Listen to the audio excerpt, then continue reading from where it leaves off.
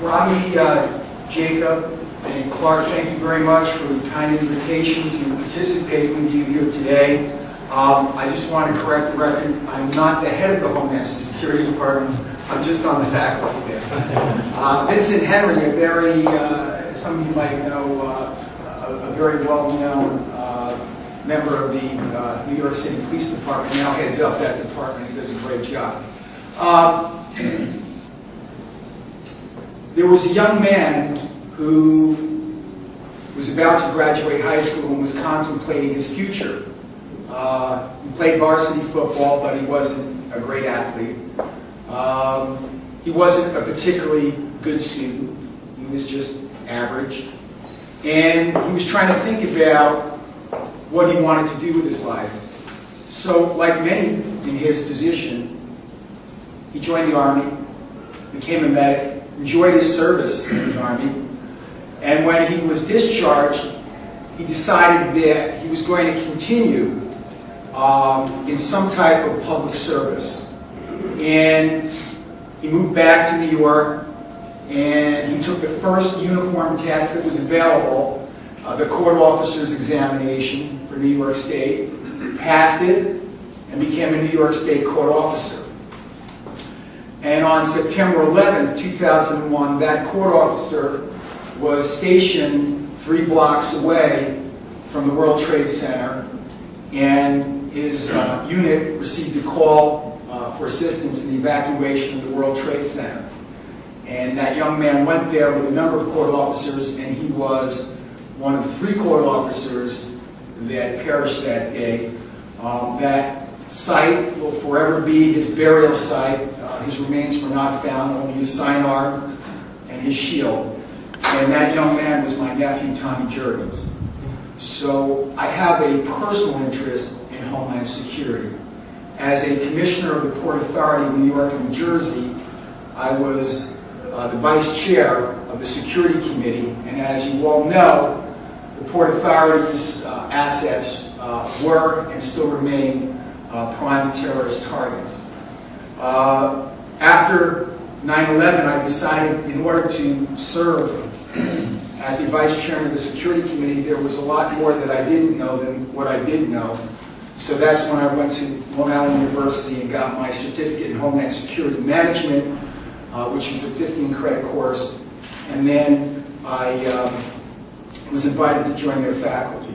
So I've been involved in the issues that present themselves to our nation, and particularly in this region. And I do want to supplement and amplify the mayor's comments with respect to the fact that we live in a free society, and there are certain things that we expect, and there are things that we are going to be able to do, and there are things that we're not going to be able to do if we want to live in a free society and we want to have commerce run efficiently. So we have to take a layered approach to Homeland Security.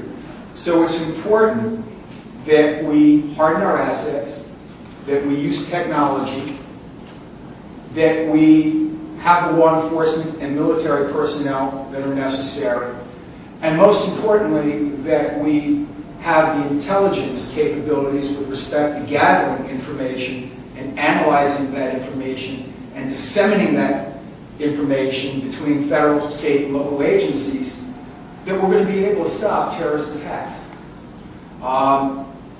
These are my comments, my opinions, not that of Long Island University, but I am extremely disappointed in 2 recent events. One is the investigation of intelligence officers who are doing their job. They did it at the direction of their superiors, and they did it with Justice Department approval.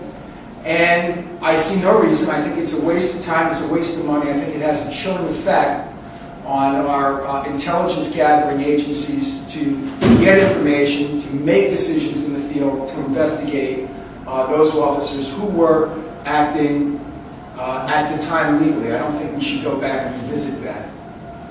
So that's one of the things that I think is a mistake in current Homeland Security policy. The other thing is, I don't think we can go back to the days of treating terrorism as a law enforcement problem. This is a war. We have to treat it as a war. And I would like to see us more in the direction of being more vigilant with respect to the things that we need to do to stop terrorist attacks before they occur, rather than treating it after the fact as a law enforcement problem. And lastly, I want to thank each and every one of you that are here today that are involved in the struggle. This is extremely important. All of our families fly on the airlines. All of our families use the Lincoln Tunnel, the Holland Tunnel, the George Washington Bridge, the subways, and it's incredibly important the work that you do. So I want to commend each and every one of you and congratulate you for what you're doing and ask you to continue your good work. Thanks so much. Thank you.